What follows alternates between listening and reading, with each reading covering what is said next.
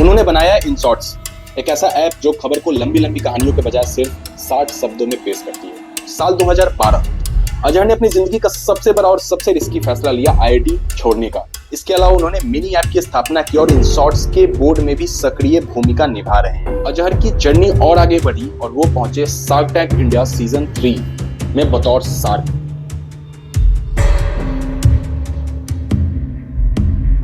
नमस्कार दोस्तों, welcome to idea of media. क्या आपने कभी सोचा है कि कुछ लोग दुनिया को देखते हैं और उन्हें बस प्रॉब्लम्स दिखाई देती हैं, लेकिन वही कुछ लोग दुनिया को ऐसे देखते हैं जिसमें उनको सॉल्यूशन दिखाई देता है। आज हम बात कर रहे हैं एक ऐसे इंसान की। एक छोटे से शहर किशनगंज बिहार से निकलकर उन्होंने ऐसा काम किया जिसने पूरे भारत के न्यूज पढ़ने का तरीका बदल दिया। अजहर इकबाल। उन्होंने बनाया इन शॉर्ट्स, एक ऐसा ऐप जो खबर को लंबी लंबी कहानियों के बजाय सिर्फ 60 शब्दों में पेश करती है। 18 जनवरी 1992 बिहार के किशनगंज जिले का एक साधारण दिन। एक लोअर मिडिल क्लास परिवार में जन्मे बेटे का नाम रखा गया अजहर इकबाल। घर का आमदनी बहुत ज्यादा नहीं थी, लेकिन घर का माहौल सीखने और मेहनत करने वाला था। पिता ने अजहर को शुरू से ही सिखाया था, हिम्मत और धैर्य से बड़ी मुश्किल को भी जीता जा सकता है। अजहर अक्सर गांव के एक पेड़ के नीचे बैठकर अखबार पढ़ते थे। उन्हें बाहर की दुनिया की बातें बेहद अट्रैक्ट करती थी। उन्हें लगता था कि मैं एक दिन इस बड़ी सी दुनिया का हिस्सा बनूंगा। पढ़ाई में अजहर बेहद अच्छे थे। उन्होंने आईआईटी जेईई में करीब 600वीं रैंक हासिल की और पहुंचे आईआईटी दिल्ली। ये किशनगंज छोटे से शहर के लिए गर्व का पल था। घर वाले और रिश्तेदारों को लगा अब अजहर का भविष्य सुरक्षित है। आईआईटी में मैथ्स और कंप्यूटर साइंस लिया।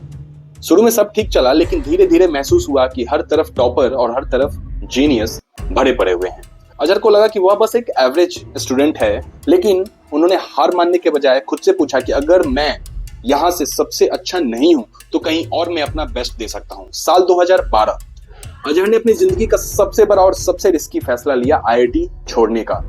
सब लोग हैरान। कहा गया आईआईटी छोड़ना मतलब बेवकूफी, लेकिन अजहर का मन साफ था। यह भागना नहीं, दौड़ना था अपने सपनों की तरफ। उनका सपना था लोगों के लिए जानकारी को आसान और सुलभ बनाना।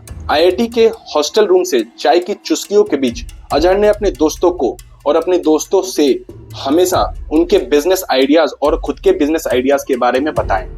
दोस्तों, लोगों के पास लंबे लंबे आर्टिकल पढ़ने का टाइम नहीं है। अगर हम न्यूज को 60 शब्दों में बता दें। दोस्तों ने आइडिया सुना और बोले यह तो कमाल है, चलो फेसबुक पेज शुरू करते हैं। 2013 में उन्होंने बनाई न्यूज इन शॉर्ट्स। नतीजा, पोस्ट वायरल होने लगा और यूजर्स को ये नया स्टाइल बहुत पसंद आया। 2014 में उन्होंने लॉन्च की इन शॉर्ट्स ऐप। यह ऐप सिंपल थी, बिना किसी एक्स्ट्रा दिखावे के, लेकिन इसमें एक खासियत थी, स्पष्टता और समय की बचत। लोगों ने तुरंत इसे अपनाया। धीरे धीरे भारत का सबसे टॉप इंग्लिश न्यूज ऐप बन गया, जिसमें 1 करोड़ से ज्यादा डाउनलोड्स हो गए। इन शॉर्ट्स को इन्वेस्टर का भी साथ मिला। टाइगर ग्लोबल और टाइम्स इंटरनेट जैसे बड़े नामों ने इसमें पैसा लगाया। 2023 तक कंपनी का वैल्यूएशन पहुंच गई 3700 करोड़ और यह सिर्फ 5 साल में यह कंपनी ऑपरेशनली प्रॉफिटेबल बन गई। कोविड-19 के दौरान जब लोग सही और जल्दी जानकारी चाहते थे, इनशॉर्ट सबसे भरोसेमंद ऐप बन गया। उस समय इसने 500 मिलियन से ज्यादा यूजर्स तक खबरें पहुंचाई। लेकिन अजहर यही नहीं रुके। 2019 में उन्होंने लॉन्च किया पब्लिक ऐप। यह एक हाइपर लोकल प्लेटफॉर्म था जहां लोग अपने मोहल्ले और शहर की अपडेट्स पा सकते थे। यानी अगर आपके इलाके में कोई सड़क बन रही है, बिजली की दिक्कत है या कोई लोकल इवेंट है तो पब्लिक ऐप पर मिलेगा। यह आइडिया भी हिट हुआ। पहले ही साल 10 करोड़ यूजर्स जुड़ गए और कंपनी ने 300 करोड़ रुपए की फंडिंग जुटा ली।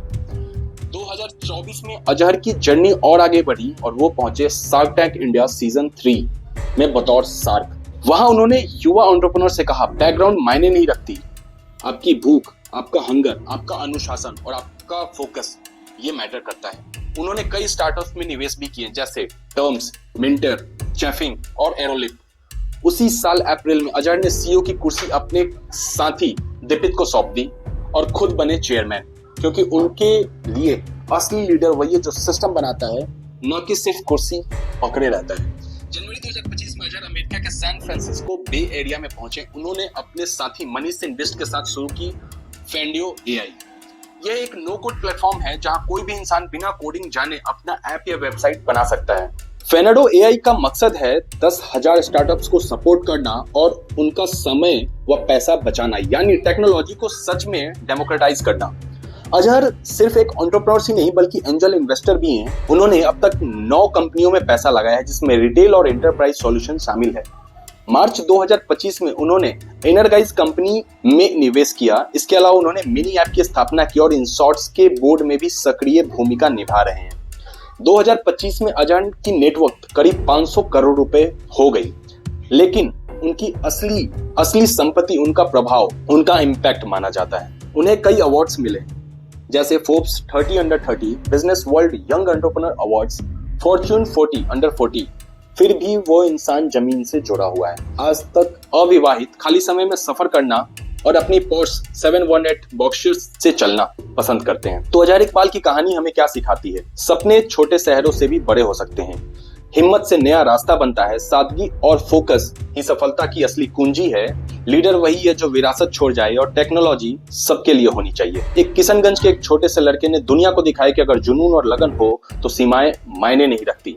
उन्होंने अपनी जानकारी को आसान बनाया, इनसॉर्ट्स के रूप में पब्लिक ऐप इनसॉर्ट्स को समाज से जोड़ा। अब दुनिया को कोडिंग फ्री बना रहे हैं फेनाडो एआई के तहत। यानी अजहर इकबाल एक सच्चे विजनरी ट्रेल ब्लेजर हैं। दोस्तों, अगर आपको ये वीडियो पसंद आया तो सब्सक्राइब करना ना भूलें।